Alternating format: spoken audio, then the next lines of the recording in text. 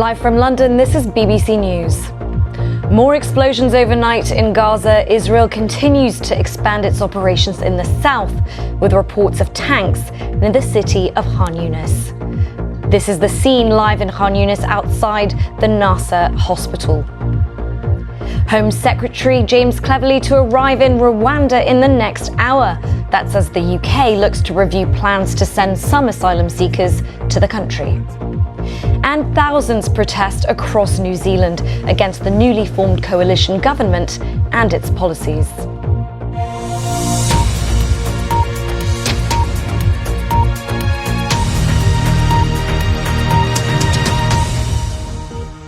Hello, I'm Azadeh Moshiri. Welcome. Israel says it's expanding its ground offensive in southern Gaza, with witnesses there saying Israeli tanks and troops are building up around the south.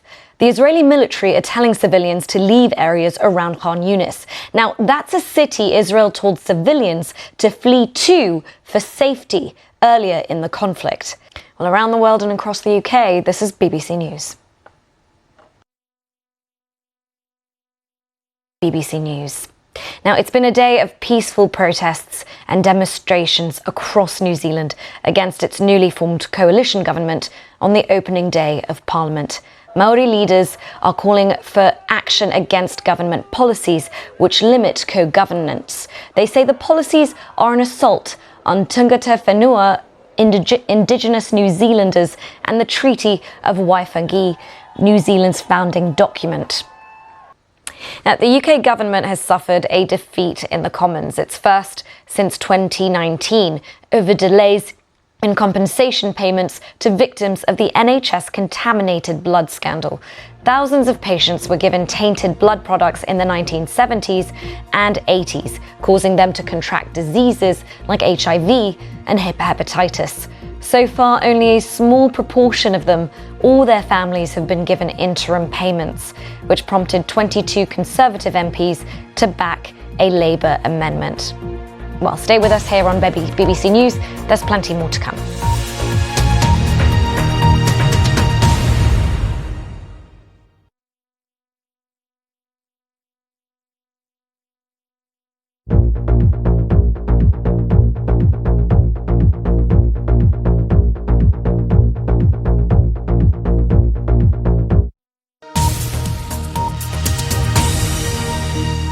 Now on BBC News, the latest business news from across the globe. World Business Report.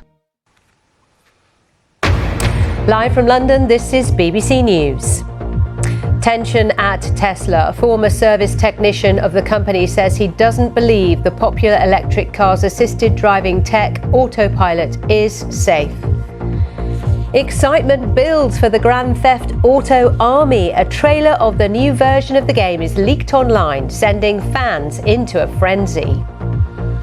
And back of the net for the English Premier League, which secures a record TV deal with Sky and TNT worth over £6 billion over the next 5 years.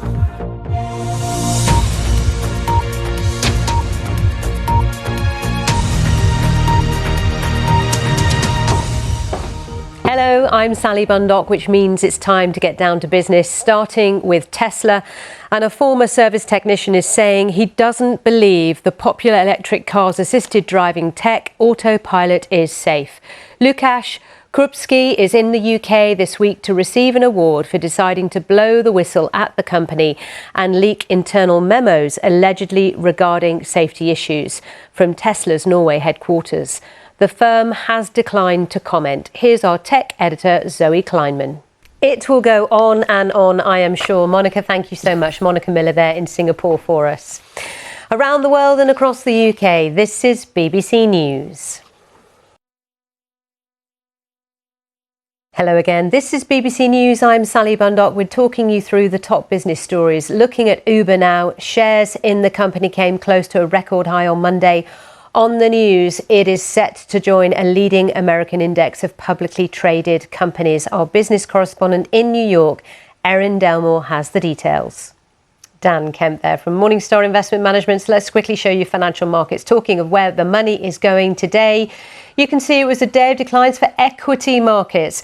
It's interesting, actually, because there's a lot of profit taking going on over the next few days, likely to continue till Friday. On Friday in the US, a key jobs report will be out. Let's look at the next board so you can see how Wall Street ended their day on Monday. As you can see, declines as well on Wall Street. But this followed a bit of a rally Friday. So as we've been talking about, it's all about the Fed and what the Fed may be doing early next year. The bookies or markets are pricing in a cut in rates in the US as early as March 2024. We shall see. We will be across it for you. That's all from me, though, for now. See you soon.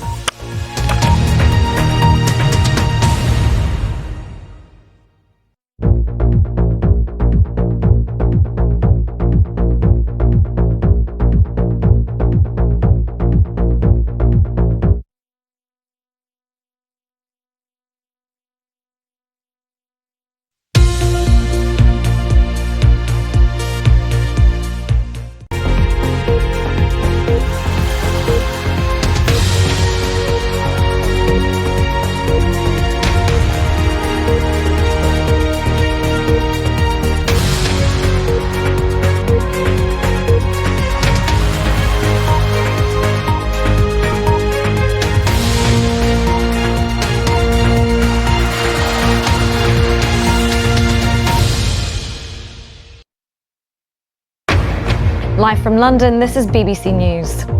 This is the scene live looking into Gaza. We'll bring that up for you in a moment. Israel continues to expand its operations in the south with reports of tanks near the city. Sorry, I think we're having some problems with our live images.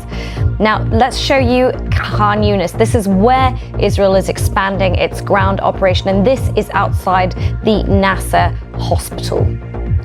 UK Home Secretary James Cleverly touches down in Rwanda as the UK government looks to revive plans to send some asylum seekers to the country. The UN's climate summit continues in Dubai. The focus today is on energy and industry. And excitement for fans of Grand Theft Auto. After a 10-year wait, a trailer of the new version of the game is released after it leaked online.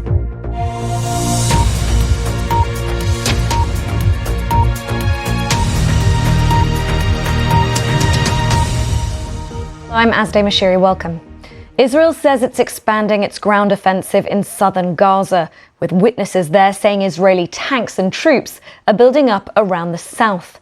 The Israeli military are telling civilians to leave areas around Khan Yunis. Now, that's a city Israel told civilians to flee to for safety earlier in the conflict. Hospitals say they're overwhelmed with new arrivals. The World Health Organization says it's been told by Israel to move medical supplies out of 2 warehouses in southern Gaza within 24 hours, although Israel has denied this. Now, these pictures show explosions in Gaza on Monday evening. A spokesman for the UN children's charity UNICEF says there's simply nowhere safe for people to go.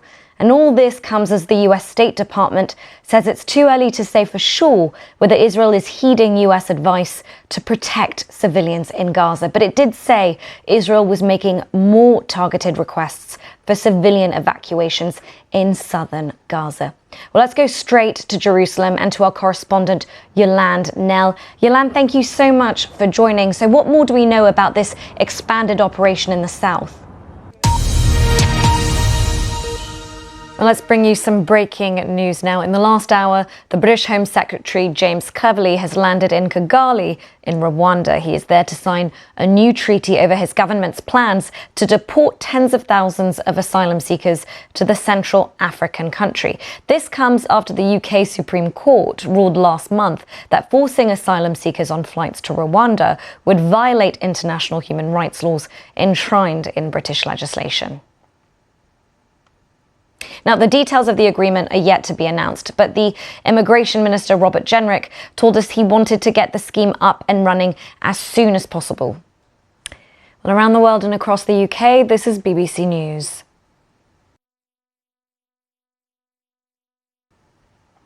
You're here live with BBC News. To New Zealand next, where there's been a day of peaceful protests and demonstrations across the country against its newly formed coalition government on the opening day of Parliament. Maori leaders are calling for action against government policies which limit co-governance.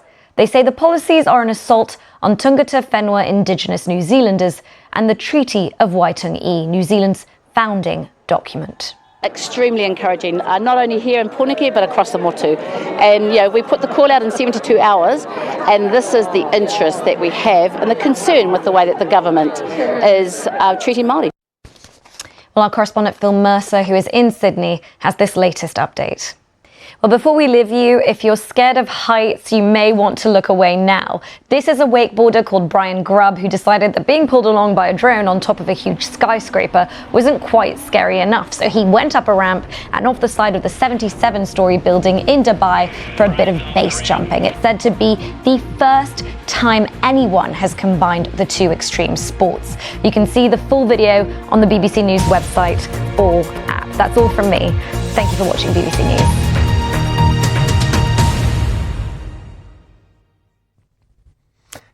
Hello. It's been quite a spell of wintry weather across Europe in the last